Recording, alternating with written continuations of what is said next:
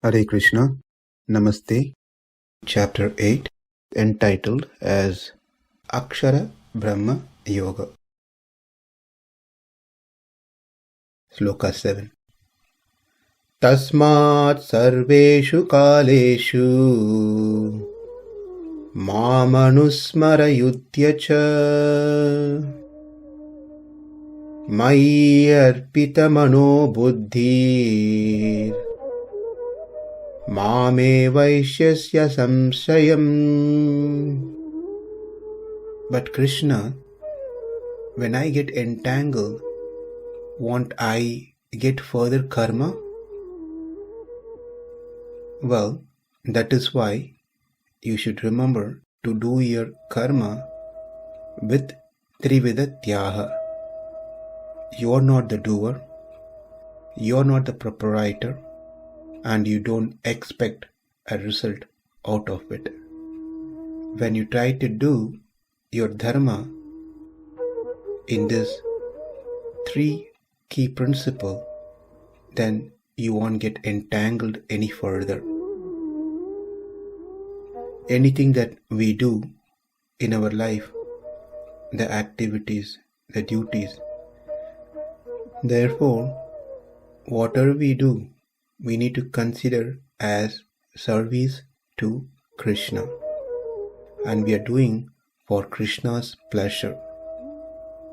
This is the way that we can be in Kṛṣṇa consciousness all the time, because that is what Kṛṣṇa mentions here, kāleṣu, all the time. The idea is that one should think of Kṛṣṇa every day till one leaves the body. How do we do that? Whenever our mind is in sattvika mode, we immediately grab that opportunity and try to utilize that by connecting to Kṛṣṇa.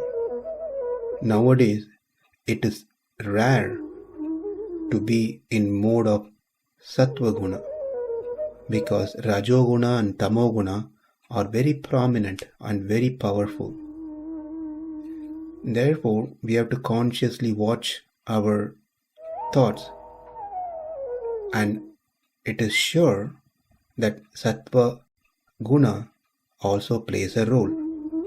When it plays a role in our life, that's when we have to utilize and do Kṛṣṇa consciousness practices, chanting, listening to Gita, Bhagavatam, associating with devotees, doing some services.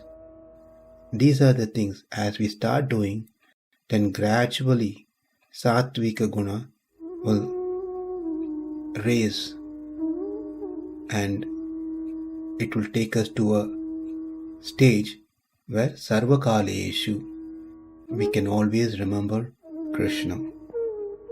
Here Kṛṣṇa says, mayy arpita-mano-buddhir, mind and intelligence, mano-buddhir, mind and intelligence should be offered to me. Your mind and intelligence to be offered to me. That means offerings of mind means constantly remembering Kṛṣṇa. That's how we offer our mind to Kṛṣṇa. And offering one's intellect means having complete firm faith that Kṛṣṇa alone can ordain the result that I am looking for. This is how we can offer our mind and intelligence to Kṛṣṇa. Asaṁśayaḥ. There is no doubt whether you will get your desired result or not. In other words, it is certain you will get it. In other words, Kṛṣṇa is not comfortable or happy to hear if someone is having any doubt on this, that whether Kṛṣṇa can bestow the results or not. That's the reason Kṛṣṇa is indicating specifically asaṁśayaḥ. There shouldn't be any doubt in what Kṛṣṇa taught so far. If asaṁśayaḥ is taken as a qualification for Arjuna, it would mean you are without any doubt.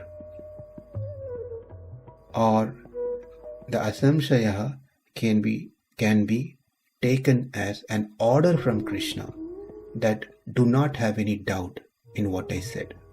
So two things, asaṁśayaḥ, it could be a qualification for one to remember Kṛṣṇa all the time, and especially at the time of death, by not having any doubt. Or it could be taken as Kṛṣṇa's order that do not have any doubt in what I told you. So if we have to remember Kṛṣṇa all the time, then we need to know that we must live in a place where our thoughts are around Kṛṣṇa. Our environment should be in such a way it always reminds us about Kṛṣṇa.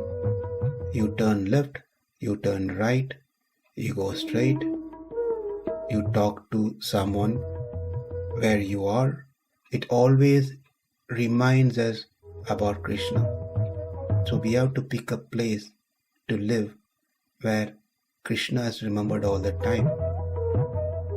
Next, we must associate with those who remembers Kṛṣṇa all the time.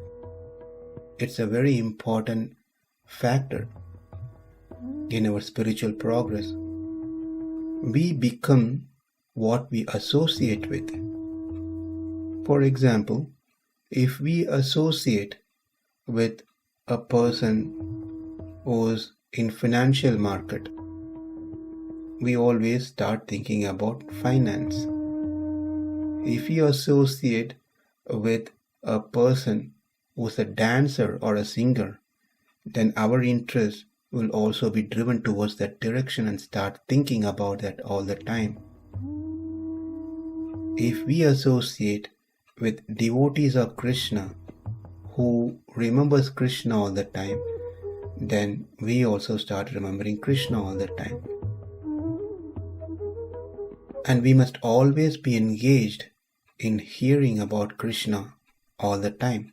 Whenever we have free time, we should be utilizing that free time by hearing Kṛṣṇa's bhajan, by hearing Kṛṣṇa's story, or by reading about Kṛṣṇa. So, there should be no free time at all for anyone. We fill the gap, this free time, with Kṛṣṇa. And we always have to engage ourselves. We must engage ourselves in some service to Kṛṣṇa and to Kṛṣṇa's devotees. We have to be engaged, taking up some services. If we don't do any of these things, then obviously we will be doing something else. And that something else is going to be non-Kṛṣṇa, not Kṛṣṇa. And if you're engaged in doing something other than Kṛṣṇa, then our thought is also going to be revolving in those activities which is not related to Kṛṣṇa. And of course, at the time of death, we won't be remembering Kṛṣṇa, but we'll be remembering those things which we've been engrossed in. To summarize, in this Sloka, Kṛṣṇa says that one should always think about him and at the same time continue the prescribed duty. And as you're doing this duty, do this as an service to me, offering your mind and intelligence by fixing them upon me. And by doing so, you will attain me without doubt. And for us to always remember Kṛṣṇa, then we should be free from material contamination. For us to be free from that, the best process is to start with chanting Hare Kṛṣṇa, Kṛṣṇa Kṛṣṇa, Hare Hare, Hare Rama, Rama Rama, Hare Hare. When we chant sincerely, then this will free us from material contamination and engage the mind and intelligence in Kṛṣṇa. The following slokas, Kṛṣṇa will explain the method of how one can or how one should meditate Kṛṣṇa at the time of death. Tasmāt sarveṣu kāleṣu mām anusmara yudhya ca mayy arpita-mano-buddhir mām evaiṣyasy asaṁśayaḥ. Namaste. Hare Kṛṣṇa.